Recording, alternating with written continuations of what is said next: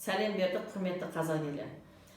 Мен бүгін сіздермен 10 жыл бойы өзімнің жеке өмірімде қолданған мынандай керемет бір нәтижемен, рецептпен бөлісейін деп отырмын. Енді қазіргі заманда мынандай карантин заманында поликлиника жабық, больницаға барғанға қорқамыз, давлениямыз көтерсе не істейміз? Содан кейін жаңағы тоқ ішегіміз бітелсе не істейміз? Неше түрлі комментарийлар жазып жатыр. Соны мен сіздерге общий былай жалпы қазақ елі білсін деп осы видеоны түсіріп отырмын. Оны обыкновенно біздің қара сумен шешуге болады. Азан менен оның алдында да айтқам, өмірді судан бастау керек. Азан менен 37 градус суды қыздырып алып сіздер ішесіздер. Мынау енді кішірек стакан, кішкене үлкенірек қылып 300 грамм суды ішу керек. Содан кейін обыкновенно тұз, ас тұз, ол осы дастарханда тұру керек, мынада тарелкада. Мына суды ішіп болғаннан кейін любой адамның мына саусағы ол дозатор деп айтамыз, Сіздер кішкене ғана, мынаншама ғана көрінеді деп ойлаймын. Тура осындай тұзды тілдің астына салып, в течение мынандай бір 15-20 минуттың ішінде соны сорып жүру керек. Оның артынан кейін суды ішуге болмайды.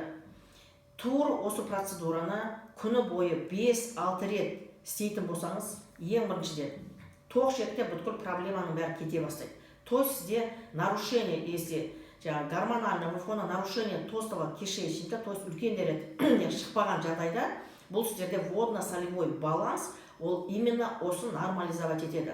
Сіздердің жоғарғы давлениеңізді нормаға келтіреді.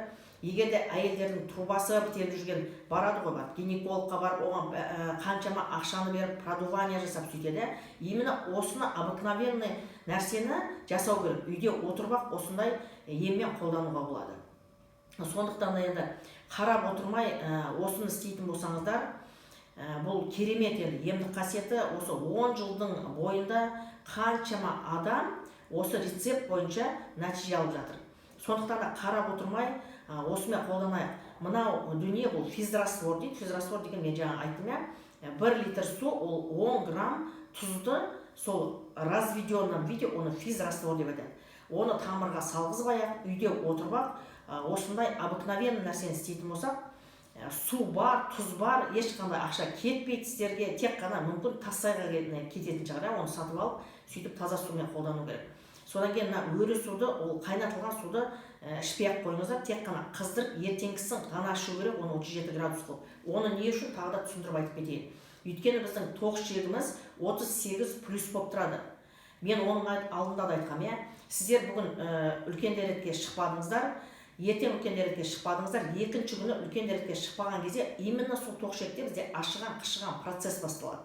То есть біздің тоқ ішегіміз бүткіл ағзамыздың бәрін уландыра бастайды. Ол не үшін? Опять-таки мына су біздің ағзамызда жетіспеген дейді.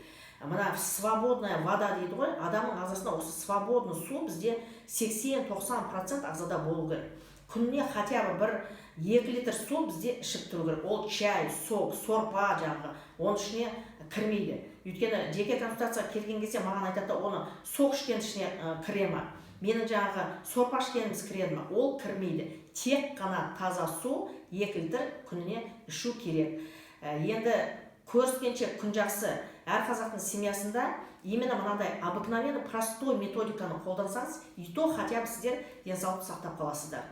Осы сіздерге берген жаңа кеңес ұнайтын болса, онда лайк басып, комментарий қалдырып, тағы да сіздерді қандай тема қызықтар маған жазыңыздар, астындағы номерға хабарлассаңыздар, мен сіздерге көмектескенге әрқашан дайынмын.